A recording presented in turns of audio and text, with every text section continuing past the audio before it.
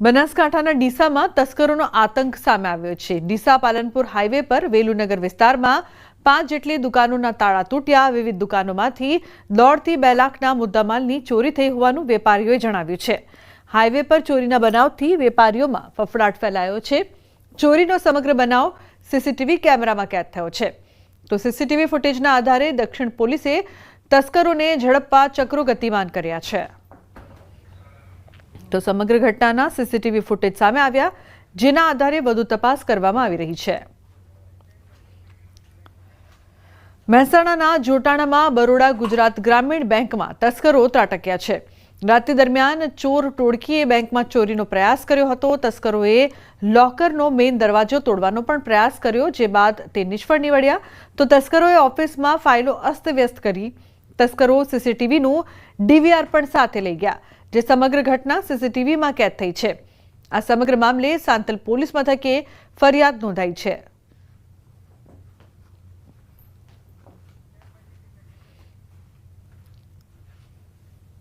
અને મહત્વપૂર્ણ સમાચાર વડોદરાથી। વડોદરામાં માથાભારે તત્વોનો આતંક સામે આવ્યો। પાણીગેટ વિસ્તારમાં સામાન્ય બાબતે મારામારી કરી હતી। ચારમીસ યશ સૂરજ અને કૃણાવ કહાર વચ્ચે મારામારી થઈ। સૂરજની કારે એક્ટિવા ચાલકને અડફેટે લીધો હતો। એકબીજાને જાનથી મારી નાખવાની પણ ધમકી આપી। તો આરોપી અગાઉ અનેક ગુનામાં સંડોવાયેલા। પોલીસે બંને પક્ષોની ફરિયાદના આધારે શરૂ કરી છે તપાસ।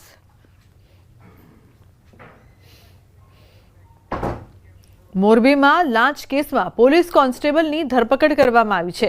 માણિયા મિયાણાના કોન્સ્ટેબલની ધરપકડ થોડા દિવસ પહેલા ગુલામ હૈદર જામની ધરપકડ કરવામાં આવી હતી। પોલીસ વતી 1 લાખની લાંચ લીધી હતી। ફરાર કોન્સ્ટેબલ રાયમલ શિયાળની ધરપકડ કરવામાં આવી છે। તો એસીબીએ ધરપકડ કરીને વધુ તપાસ હાથ ધરી છે।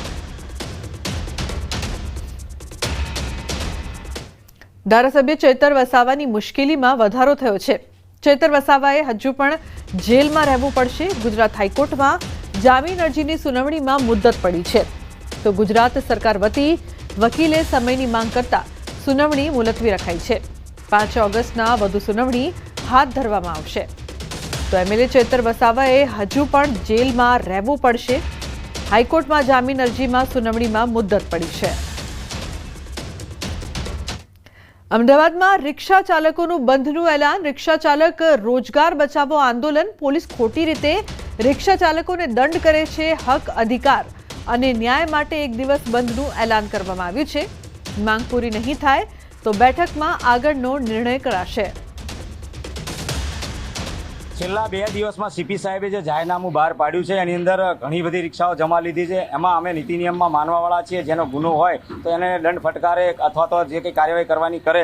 પરંતુ એવા નિર્દોષ રિક્ષા ચાલકો જેમની પાસે લાયસન્સ હતા, તમને પુરાવા સાથે કહું, એમની પાસે લાયસન્સ હતા તો અંદર લખ્યું છે લાયસન્સ નહોતું, ડોક્યુમેન્ટ કમ્પ્લીટ હતા તો કે ડોક્યુમેન્ટ નથી, એમ કેમ પ્રકારે એ લોકોને ટાર્ગેટ પૂરા કરવા માટે થઈને એવા રિક્ષા ચાલકોને દંડવામાં આવ્યા છે। 50%થી પણ વધારે આવા રિક્ષા ચાલકોને હેરાન પરેશાન કરવામાં આવ્યા છે। ત્યારે આ નિયમનો અમે સખત શબ્દોમાં વિરોધ કરીએ છીએ। અમારી ડિમાન્ડ પૂરી નહીં થાય તો અમે આગળ જતા અમારી કમિટી અને જે ગુજરાત રાજ્યના જેટલા યુનિયન છે, આ બધા ભેગા મળીને એક બેઠક કરીશું અને બેઠકની અંદર જે નિર્ણય આવશે એ અમે મીડિયા સામે અમે બતાવીશું। સુરતમાં જહાંગીરબાદમાં પોલીસનું સઘન પેટ્રોલિંગ હાથ ધરવામાં આવી રહ્યું છે। સ્થાનિકોની રજૂઆત બાદ વધાર્યું છે પેટ્રોલિંગ। લારી ગલ્લાના ત્રાસથી પોલીસને રજૂઆત કરી હતી। અસામાજિક તત્વો માદક પદાર્થનું કરે છે વેચાણ। શંકાસ્પદ વ્યક્તિઓની પોલીસે પૂછપરછ કરી છે। તો અસામાજિક તત્વો દ્વારા માદક પદાર્થોનું વેચાણ કરવામાં આવે છે। શંકાસ્પદ વ્યક્તિઓની પોલીસ દ્વારા પૂછપરછ કરવામાં આવી રહી છે, જે બાદ વધુ તપાસ કરવામાં આવી રહી છે। જહાંગીરબાદમાં પોલીસનું સઘન પેટ્રોલિંગ કરવામાં આવી રહ્યું છે। સ્થાનિકો દ્વારા વારંવાર રજૂઆત કરવામાં આવી, જે બાદ કાર્યવાહી કરવામાં આવી રહી છે।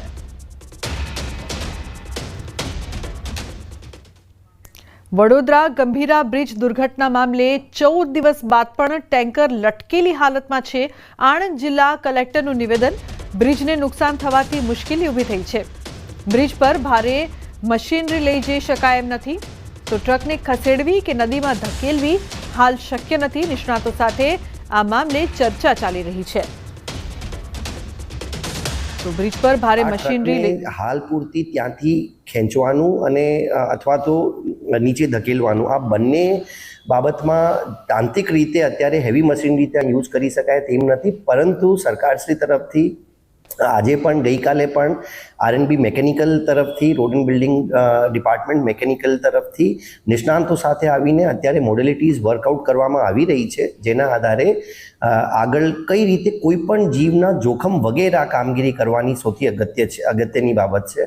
અત્યારે જો આપણે ત્યાં હેવી મશીનરી લઈને જઈએ તો એકચ્યુઅલી બ્રિજ સ્ટ્રક્ચરને આ ડેમેજ પછી બાકી જે સ્ટ્રક્ચર છે આમાં પણ શું નુકસાની થયેલી છે આપણે બહારથી દેખાતી રીતે જાણી શકાતા નથી. તો આના માટે અત્યારે નિષ્ણાંતોએ આરએનબી મેકેનિકલના, આરએનબી સિવિલના ગાંધીનગરથી જે અધિકારીઓ આવેલા છે એ મોડેલિટીઝ વર્કઆઉટ કરી રહ્યા છે અને ટૂંક સમયમાં આ ટ્રકનો પણ એક ઉકેલ લાવવામાં આવશે. તો આ મામલે થોડા દિવસ ટેન્કર માલિક રમાશંકર પાલનું નિવેદન પણ સામે આવ્યું છે. તેમનો આરોપ હતો કે ટેન્કર બ્રિજ પરથી ઉતારવા માટે આણંદ અને વડોદરામાં ધક્કા ખાઈ રહ્યો છું. મારું ટેન્કર ઉતારી આપવા માટે કોઈ તૈયાર નથી. ટેન્કર પર 40 લાખની લોન લીધી છે, 85,000નો હપ્તો દર મહિને આવે છે. વીમા કંપની કહે છે કે ટેન્કર નદીમાં પડ્યું હોત તો વીમાની રકમ મળી જાત. માલિકે ભારે હૈયે કહ્યું, કાં તો ટેન્કર કાઢી આપો અથવા નદીમાં પાડી આપો. મારો ગાડી જે થયું બ્રેક છે, હું બેંકવાળા પાસે જાઉં તો બેંકવાળા કહે કે તમારી ઈએમઆઈ તો ભરવું પડશે. ઇન્સ્યોરન્સવાળા પાસે જાઉં તો ઇન્સ્યોરન્સવાળા એવું કે જ્યાં સુધી તમારી ગાડી નીચે પડે કે નહીં અને કંઈ થાય નહીં ત્યાં સુધી વીમો નહીં આપું. હવે મારા પ્રશાસનને એવું છે કે આ મારી ગાડી કાઢીને આપી દે, નહીં તો જે હોય એનો નિકાલ આવવા જોઈએ. તંત્ર મને મારી ગાડી જે કન્ડિશન છે મારી ગાડીમાં કશું ત્યાં ને કાઢીને આપી દે, મારે ચાલુ થઈ જાય. અને ડ્રાઈવર નહીં, મારું જે છે ઈએમઆઈ ને બધાને ચાલુ થઈ જાય. નહીં કાઢતા હોય તો નીચે પાડી દે તો મને વીમોને હું લડી લઈશ. ગંભીરા બ્રિજ દુર્ઘટના બાદ જર્જરિત બ્રિજ ભારે વાહનો માટે બંધ કરાયાનો નિર્ણય કરાયો છે, જેને પગલે નર્મદા જિલ્લાના 6 જેટલા મહત્વના બ્રિજ બંધ કરી દેવાયા છે, જેથી મોટા વાહન ચાલકોનો ચક્રાવો વધી ગયો છે. હાલ 6 મુખ્ય બ્રિજ બંધ કરાતા રાજપીપળાથી અંકલેશ્વર, કીમ, કોસંબા, ઝંખવાવ, વાડી થઈને અંદાજિત 170 થી 250 કિલોમીટરનો ફેરો ફરીને જવું પડી રહ્યું છે. વળી લોકો પાસેથી ઊંચા ભાડા વસૂલવામાં આવી રહ્યા છે, જેથી રોષનો માહોલ છે. તો આ તરફ જિલ્લા પ્રભારી મંત્રી ભીખુસિંહ પરમારને રજૂઆત કરતા તાત્કાલિક ઝડપથી રિપેર કરી આ બ્રિજ ખુલ્લા મૂકવા અને જ્યાં સુધી રિપેરિંગનું કામ ચાલે ત્યાં સુધી નાની બસો મૂકી બાળકોને સ્કૂલે પહોંચાડવા અને નાના વાહનોમાં અનાજ, ખાતર વસ્તુઓ પૂરી પાડવા સૂચના આપી છે. નેત્રંગથી ડેડિયાપાડા વચ્ચેનો કરજણ બ્રિજ કાલથી બંધ થયો છે, જેના કારણે બસો બંધ છે, માલવાહક વાહનો આવતા બંધ થયા છે. તો આમ જોઈએ તો ડેડિયાપાડા ગુજરાતનો એ છેવાડાનો તાલુકો છે, વિધાનસભા છે. સાગબારા અને ડેડિયાપાડા ગુજરાતથી એક કટઅપ થાય છે. વિદ્યાર્થીઓને સૌથી વધારે ચિંતા એ છે કે ભાઈ અમે નેત્રંગ કોલેજમાં ક્યાં જઈશું, અંકલેશ્વર કઈ રીતના ભણવા જઈશું, ભરૂચ કઈ રીતના જઈશું. તો આના માટે સરકારે વ્યવસ્થા કરવી પડશે. બસો જતી નથી અહીં સુધી, બસો અટકાવી દેવામાં આવી છે કેમ કે રસ્તાના કામકાજના કારણે. એટલે પછી જવાનું અમને બહુ મુશ્કેલી પડી રહી છે એમ. તો બધા પ્રાઇવેટ વ્હીકલ કરીને જાય છે, એમાં ભાડું પણ જાય છે અને રૂટ પણ પાછું બહુ લાંબો થઈ જાય છે. રાજપીપળાથી ડેડિયાપાડા સાગબારા બાજુ જે પ્રશાસન દ્વારા જાહેરનામું બહાર પાડીને ડાયવર્ઝન આપેલું છે તે આશરે એસટી બસને 150 કિલોમીટર જેટલું ડાયવર્ઝન થાય છે.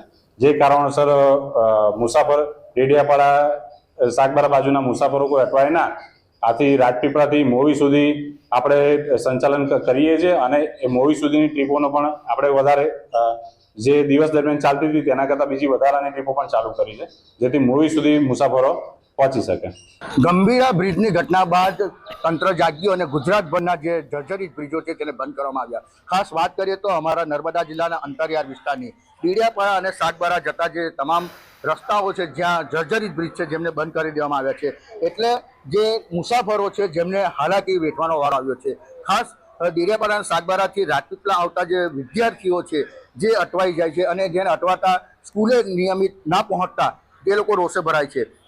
2 દિવસ પહેલા જ આ વિદ્યાર્થીઓએ બસ રોકો આંદોલન પણ શરૂ કર્યું. રાજપીપળા ડેપોમાંથી કોઈ બી બસ જે હતી એને જવા ન હતા દેતા. પરંતુ વાત છે કે જે ડેડિયાપાડા અને સાગબારા જવા માટે હવે અંકલેશ્વર રહીને જવું પડશે, એટલે કે 250 કિલોમીટરનો ફેરાવો કરી અને વિદ્યાર્થીઓ સાગબારા ડેડિયાપાડા પહોંચવાની વાત છે. ત્યારે જે બસો છે જે બંધ કરી દેવામાં, ભારે વાહનો બંધ કરી દેવાના કારણે હાલ વિદ્યાર્થીઓ સમયસર શાળાએ પણ ના આવતા, ગ્રામજનો પણ સમયસર રાજપીપળા શહેર સુધી ના આવતા રોષે ભરાય છે। ત્યારે હવે એ લોકોની માંગ છે કે વહેલી તકે જે બસો છે એ નિયમિત ચાલુ થાય, કાં તો મિની બસો શરૂ કરવામાં આવે એવી માંગ ઉઠી છે। દીપક પટેલ, ન્યૂઝ 18 ગુજરાતી, નર્મદા। સમાચારનો